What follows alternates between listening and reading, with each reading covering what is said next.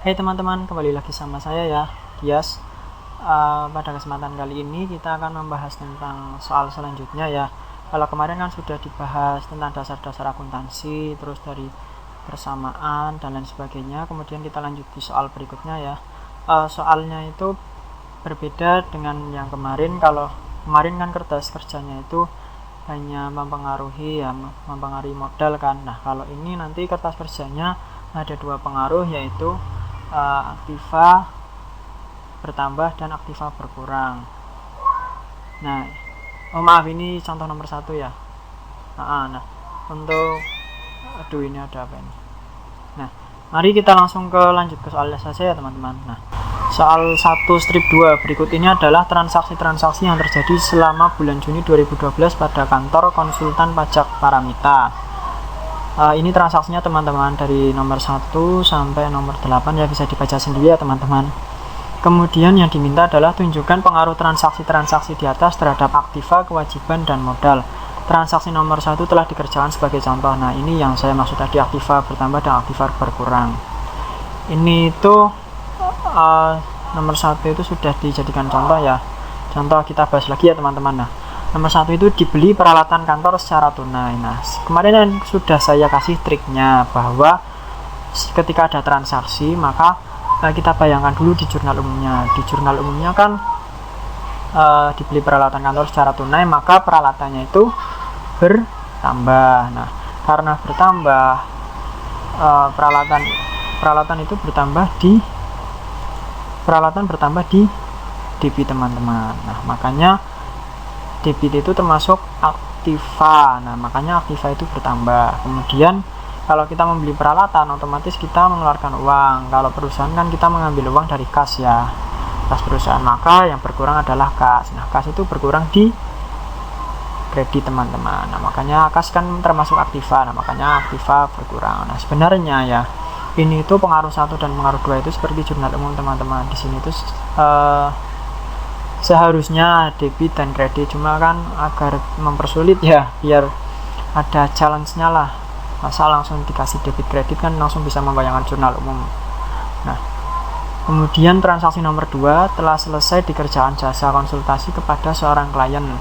Fee atas jasa tersebut baru akan dibayar oleh klien yang bersangkutan seminggu kemudian. Nah, karena kita telah menyelesaikan jasa, otomatis kita dibayar dong. Nah, di akuntansi kalau kita dibayar, kita akan mendapatkan pendapatan. Nah, sesuai dengan usahanya apa, usahanya itu usaha jasa, perusahaan jasa, atau perusahaan dagang, atau manufaktur. Kalau ini kan karena kantor konsultan pajak, maka otomatis perusahaannya perusahaan jasa, maka kita mendapatkan pendapatan jasa.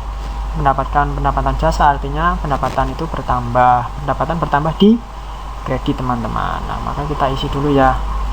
Ini pendapatan itu termasuk dari modal. Kenapa? Karena kan kemarin sudah saya bilang ya, bahwa yang mempengaruhi modal itu ada 4, yaitu yang pertama modal itu sendiri ya, setoran modal, terus kedua privat, terus kemudian pendapatan, kemudian beban-beban atau biaya ya. Kita berarti ini nulisnya apa teman-teman? Karena nggak ada modal, karena nggak ada pendapatan, maka kita menulis akun modal bertambah. Nah, biar lebih jelas ya, modalnya itu apa gitu loh. Pendapatan usaha. Kalau ini tadi apa yang berkurang? Kas aktiva, kas berkurang. Kemudian kalau ini tadi peralatan ya, peralatan. Nah, kemudian kalau modal bertambah, otomatis yang bertambah kasnya. Kas termasuk dari aktiva, kas bertambah.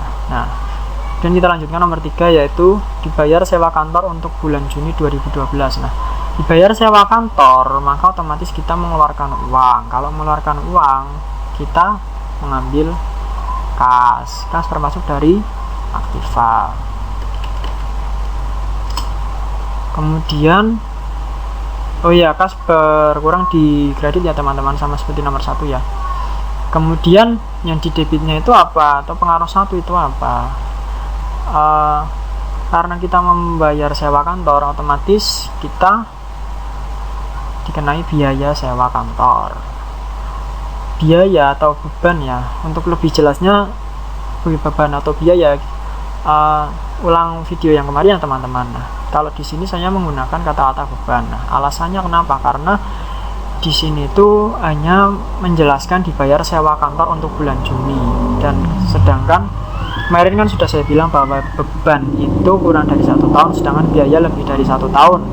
Nah, karena ini hanya untuk bulan Juni saja atau 1 bulan, maka otomatis beban.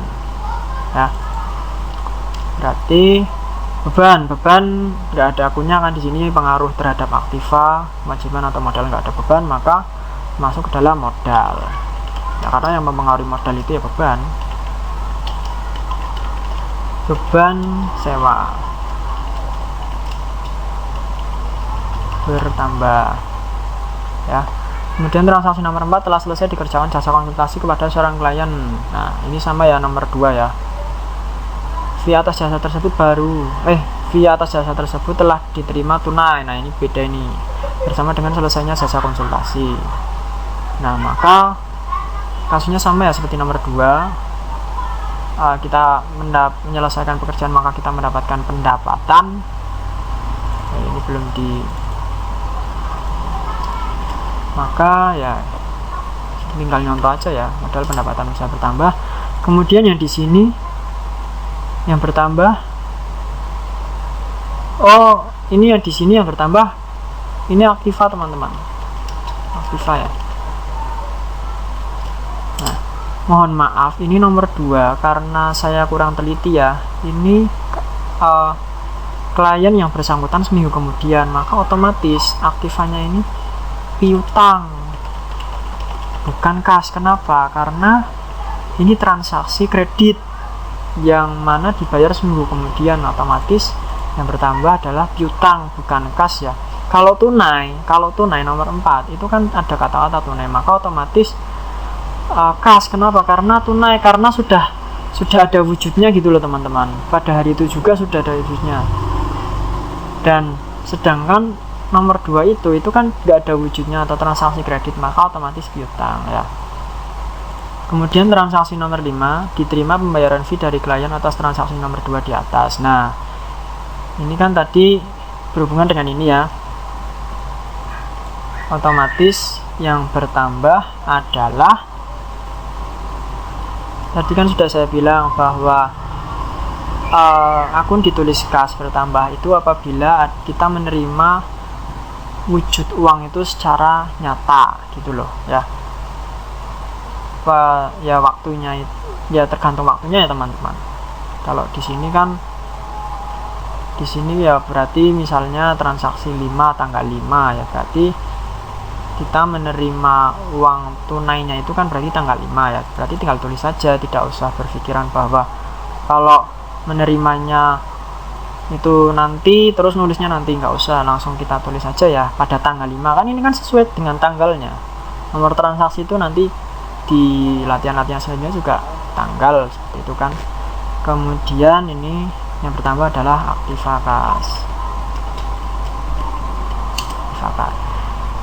Kemudian yang dikredit karena kita menerima pembayaran ya, kita menerima pembayaran dari klien, otomatis piutangnya berkurang ya kan. Ini kan masih ada hubungan dengan transaksi nomor 2 kan. Nah, aktiva piutang berkurang. Nah, mungkin ada sebagian yang bertanya bahwa loh kok nggak pendapatan usaha, kenapa nggak diisi pendapatan usaha, kan mungkin pemahamannya ada yang sampai seperti itu ya. Nah, saya jelaskan bahwa pendapatan usaha itu ditulis apabila kita pada hari itu kita melakukan usaha ya. Di sini kan nomor 2, telah selesai dikerjakan jasa konsultasi. Ini kan tanggal 2 ya. Nah, pernyataannya itu tanggal 2 dan di sininya itu juga tanggal 2. Nah, maka kita tulis pendapatan usaha. Nah, kemudian yang nomor 4. Nomor 4 pernyataannya nomor 4 dan di sini juga tanggal atau nomor 4. Nah, maka kita tulis pendapatan usaha. Ya. Nah, yang nomor 5 karena kita tidak melakukan usaha ya maka otomatis kita hanya menerima uang kan, cuma menerima uang nggak melakukan usaha ya, maka kita tulisnya seperti ini di jurnal umum, seperti itu teman-teman. Aktiva piutang berkurang. Kemudian dibeli secara kredit surplus kantor yang diperkirakan akan dapat digunakan selama 1 tahun. Kalau kita membeli surplus kantor atau perlengkapan, maka perlengkapannya itu sendiri bertambah. Aktiva surplus kantor, mau surplus saja juga nggak apa-apa. Kemudian karena ini dibeli secara kredit ya, saya akhirnya teliti ya, ini transaksi kredit ya. Transaksi kredit di sini tuh artinya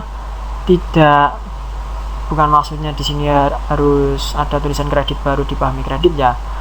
Nah, dari nomor 2 pun itu juga termasuk transaksi kredit. Transaksi kredit itu adalah transaksi yang belum diterima secara tunai ya. Mau kita menerima pendapatan belum secara tunai, itu disebut transaksi kredit. Kalau kita membeli hutang ya, membeli dengan cara hutang, maka itu juga transaksi kredit ya, tidak tunai lah pokoknya seperti itu. Nah, maka otomatis yang dikredit adalah kewajiban. Nah, kewajiban atau hutang ya, karena kewajiban itu kan bertambah di kredit. Ingat tentang persamaan akuntansi, harta sama dengan kewajiban plus modal ya. Kewajiban atau hutang bertambah di kredit, berkurang di debit, maka otomatis kewajiban atau hutang ya, biar lebih jelas, bertambah. Kemudian nomor 7, transaksi nomor 7 dibayar gaji pegawai bulan Juni 2012. Nah, ini gampang ini. Berarti kita membayar gaji mengeluarkan kas atau aktiva kas berkurang, yang bertambah adalah beban gaji. Beban ya teman-teman, bukan biaya. Beban mempengaruhi modal beban, ini masalah beban gaji. Kemudian nomor 8, dibayar utang pembelian surplus atas transaksi nomor 6. Nah, dibeli secara kredit surplus kantor bla bla bla bla bla, kemudian kita membayar utang ya. Kalau ada transaksi yang berkaitan dengan transaksi pada hari sebelumnya, maka kita harus melihat dulu transaksi pada hari sebelumnya itu. Paling enggak ya dibaca ya dipahami ya, barangkali ada suatu informasi yang penting ya.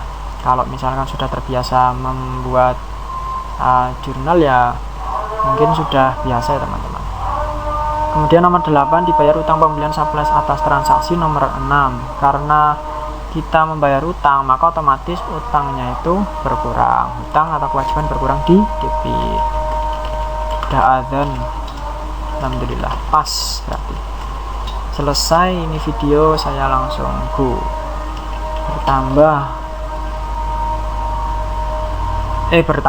Berkurang. Kemudian yang bertambah adalah karena kemudian yang di samping pengaruh 2 atau debit itu adalah dibayar utang pembelian surplus, maka otomatis yang berkurang adalah kas ya, karena kita membayar hutang ya, kita harus mengeluarkan uang dong. Aktiva kas berkurang. Nah, sudah diisi semua ya teman-teman. Nah, terima kasih, sekian untuk hari ini. Mohon maaf apabila ada kesalahan. Ya, bye-bye teman-teman.